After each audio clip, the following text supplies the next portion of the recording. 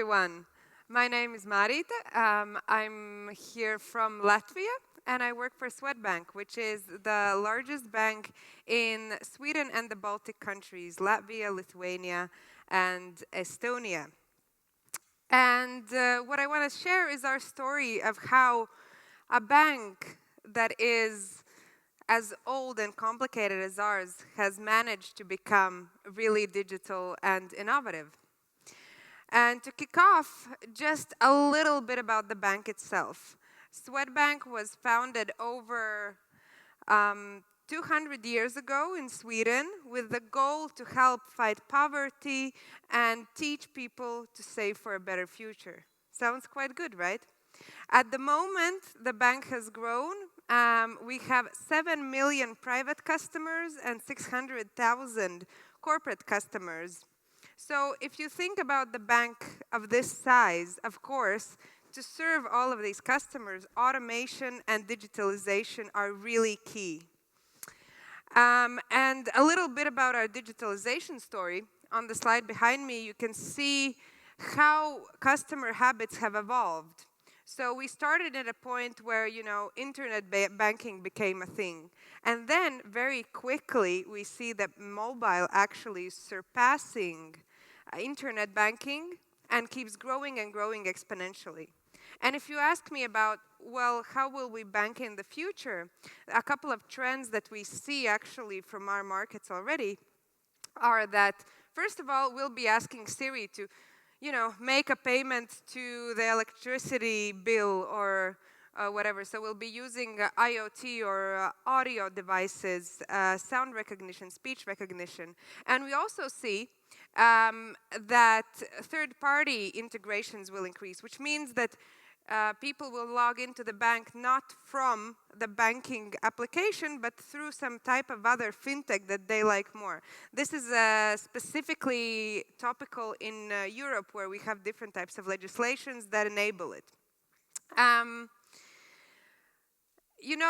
Overall, if we look at banks and fintech companies, they want to work with each other, at least as far as I know. They have things that they envy about each other. So, for example, banks are really envious of the innovation and speed and low cost that fintech companies can provide to their customers and how easily they attract the digitally savvy customer. However, on the other side, we have the banks, which have large customer bases historically, customer trust, and they know regulations of all shapes and sizes, which is really complicated sometimes for fintech companies. So if there are two parties that are seemingly so interested in each other, why are the levels of collaboration not much greater? Well, there's two sides to the story here.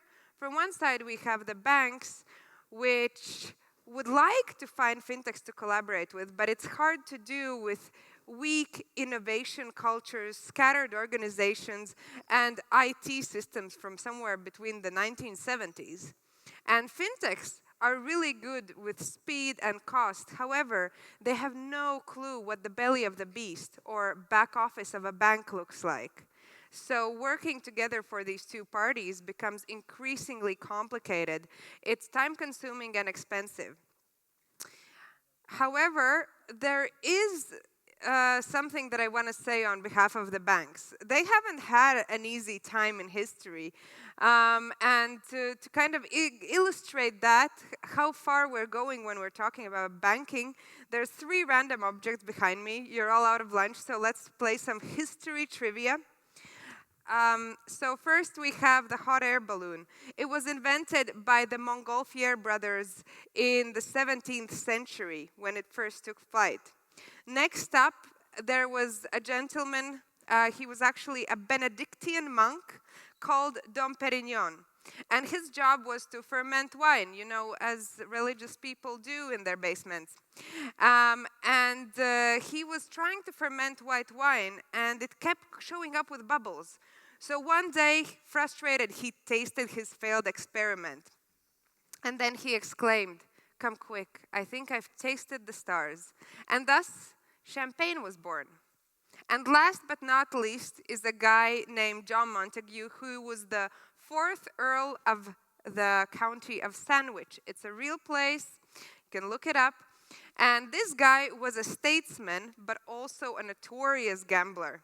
He loved gambling so much that one night he didn't even want to leave the gambling table to have supper. So he asked his staff to put his steak between 2 slices of bread so that he can keep playing cards and still eat his supper without getting grease on them.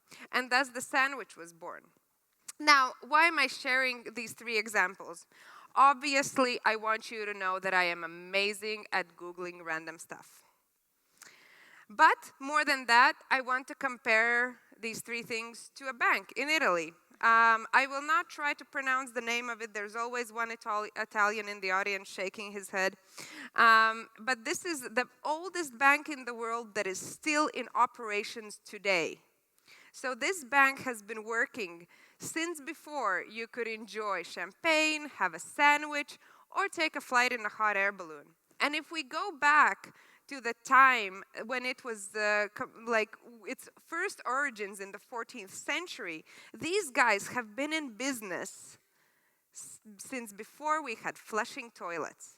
I mean, the same exact bank, and it's one of the four largest banks in Italy today.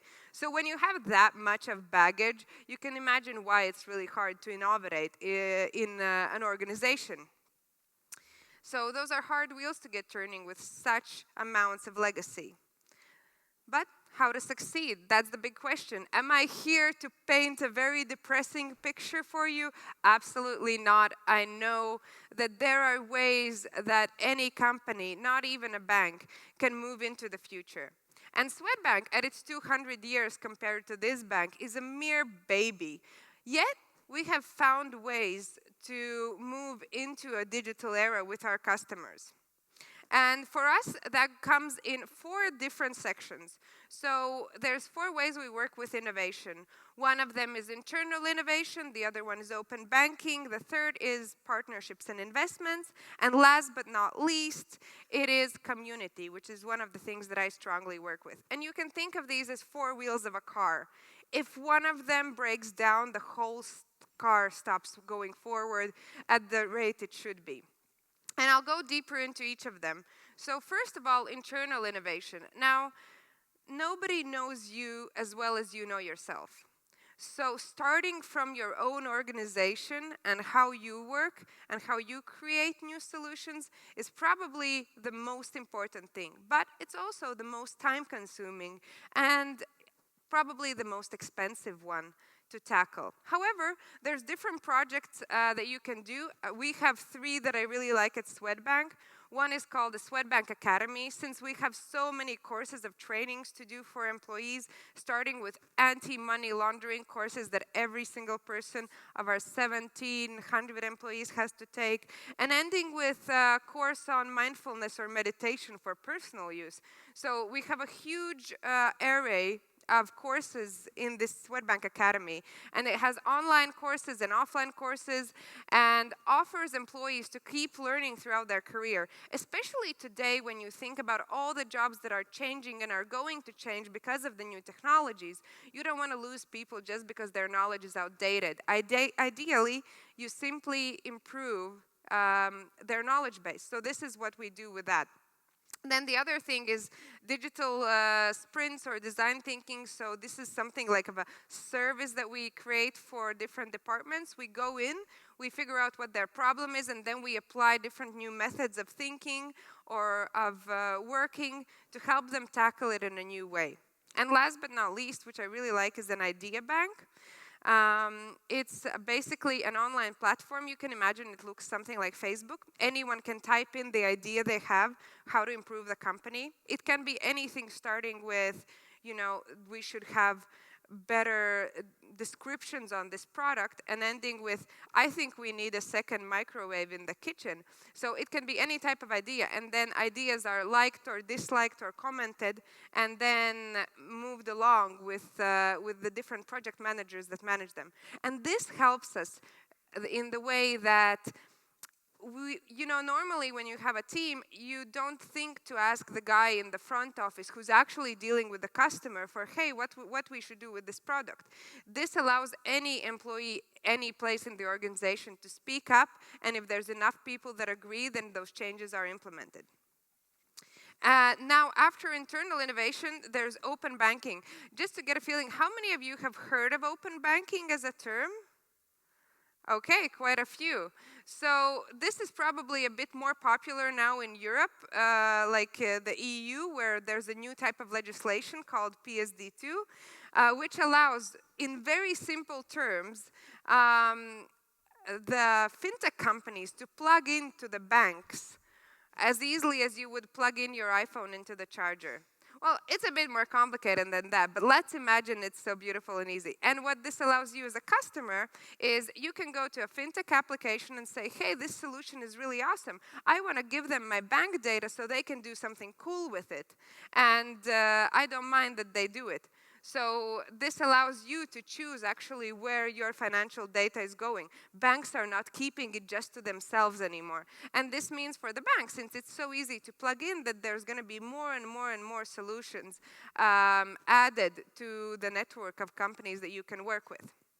And in Swedbank, we already have 3,000, even over 3,000 developers on board and working on this platform. And the next area where we innovate is partnerships and investments. So this is when we go into more complex projects. So for example, one that I really love, I'll give an example just to share something that is more tangible than the abstract things that I talk about. So we have partnered with a company called Mina Technologies. So what they do is if you go into the bank application, they scroll through all of your payment data, everything that you purchase, everything that you pay for, and they find reoccurring payments. So they will see that, hey, you pay for your Spotify bill every month, you pay for a gym membership, you pay for an electricity bill. So that's pretty cool. So in one place you see everything that you're paying for all the time, and you can be like, hey, you know what, I haven't been to the gym in 6 months, I could cancel my gym membership. But you all probably know how hard it is to cancel something, especially if it's with like a electric company or governmental institution. So what this app also does is that with one click inside that app, you can either cancel or change the service right there. You don't have to go anywhere else. They take care of all of it in the back end for you. And collectively, over 2 or 3 years, this application has saved our customers over €500,000. And it's also one of the most loved features in our bank. So how to get into a partnership with a bank, how to get invested in a bank. We'll actually have a panel about this later. But what I have to say is that when fintechs approach us, well, it's a two-way street. For us, when we meet fintech companies, there needs to be a clear strategic value or match from us and from the fintech company.